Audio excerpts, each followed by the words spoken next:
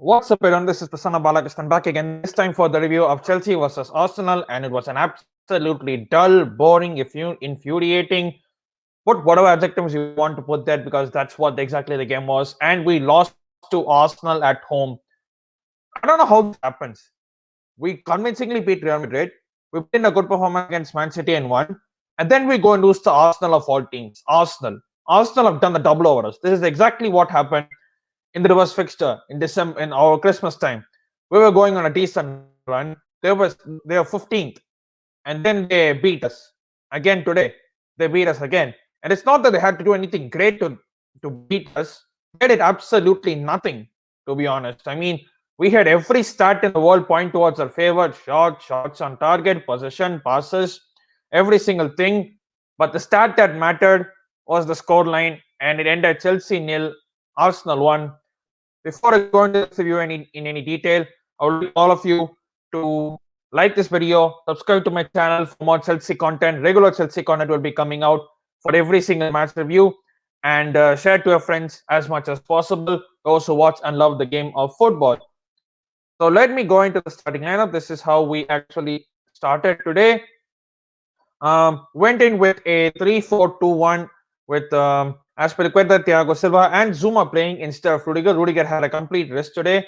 Silva, Jorginho, Billy Gilmore, and Reece James played today in the midfield. Jorginho and Gilmore as the double pivot. Mason Mount, Pulisic, and Havertz completing the rest of the lineup. Arsenal, on the other hand, they also went with a back three of holding Pablo Mari and Gabriel, Bukayo Saka and Tierney occupying the either side of the wings, Ahmad Elneny and Partey in the double pivot, Odegaard, Smith-Rowe, and Aubameyang completing the rest of the lineup. So we started the game fairly well. We were having loads of possession, passing well between the lines, and the first chance fell in the 10th minute when a strange back pass and Havertz nicked the ball from Pablo Mari, and he was through one on one, and he should have at least hit the target. I mean, he should have scored, but the very least to do is at least hit the target. The problem is, he didn't even hit the target, and he went way above, and that's why you're thinking, oh my god, is this team a wonder in disguise, missing chances when we need it? And just 5 minutes later, when you think, okay, we still have the possession, we can still create some chances and score.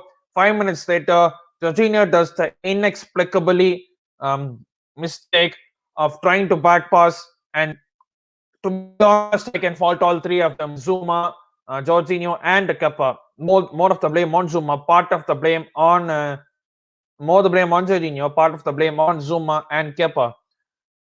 The thing is, they're trying to play out from the back.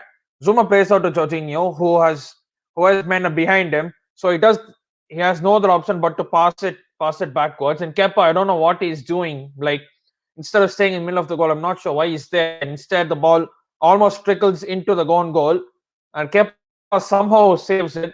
But on the rebound, Aubameyang is there to slide it into Smith-Rowe, who's able to score and make it Arsenal 1-0. And at this point, you're thinking, oh my god, I mean, all over again. Man, like, Arsenal, I mean, they have been losing games this season. They've lost 13 games this season, and this should have been their 14th loss because, let's face it, they haven't won at Stamford Bridge since 2011 when Van Persie scored the hat-trick to make it 5-3. And that was...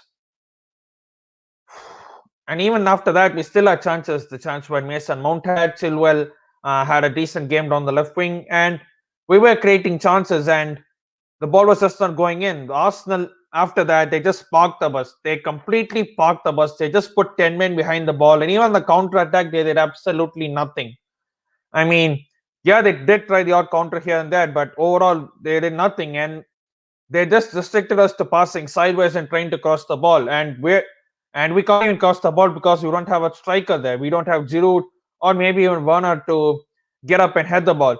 Giroud came on for the second half, but I think he too had some chances, but he's hardly played, so you can't fault him for missing them chances.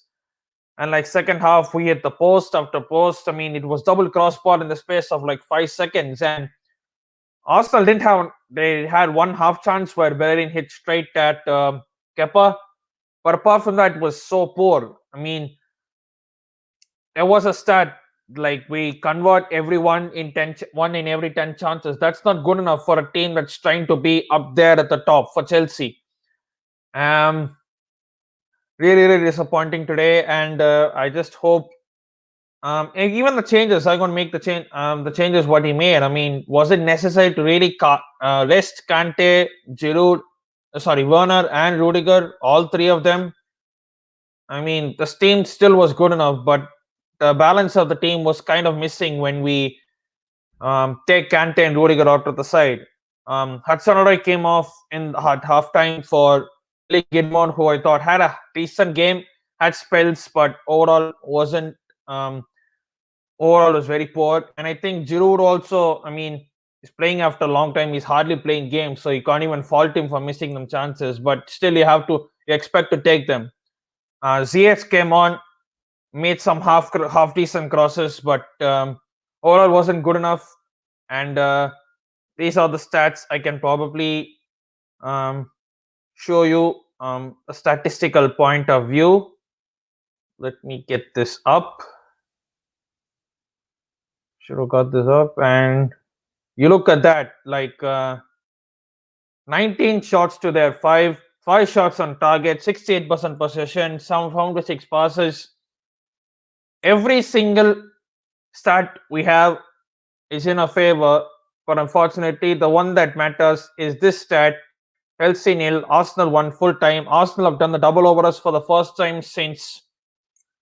Oh, it's been a long time since they did the double over us. It was like can't even remember. It's been so long. That's how long we've been dominant against them. And over the past few weeks, the past few seasons, at least since 2016, they have been beating us on a consistent basis. They beat us twice on the Conte the first season, including the FA Cup final. Second, 18, they beat us in the Carabao Cup semi-final. 2019, they beat us at the Emirates, albeit even though they lost at Baku. Last season, they beat us in the FA Cup final, and this season they have beaten us twice. So, I mean, doesn't really mean anything for Arsenal. If you look at the table here, now we are on fourth place with 64 points. Six ahead of West Ham, who have a game in hand. Seven ahead of Liverpool, who have two games in hand. So, even if they win both of their games, they can be 1 point less of us. But the problem is, we cannot just depend on others to lose. And we play Leicester in the cup final on 15th. We play them again next Tuesday. We play them again next Tuesday. Yes, we do. And Leicester now 2 points ahead of us. We have to beat Leicester in order to safeguard top four, because we definitely need at least 4 points, if I'm not mistaken, to get top four. Liverpool, they play Manchester United tomorrow. That's going to be a big game for them. They have to win at any cost. If they lose, then their chances of top four could be up in smoke. And West Ham, they are slowly faltering away, but they'll probably be, if they don't win the next game as well, then their top four hopes are in smoke.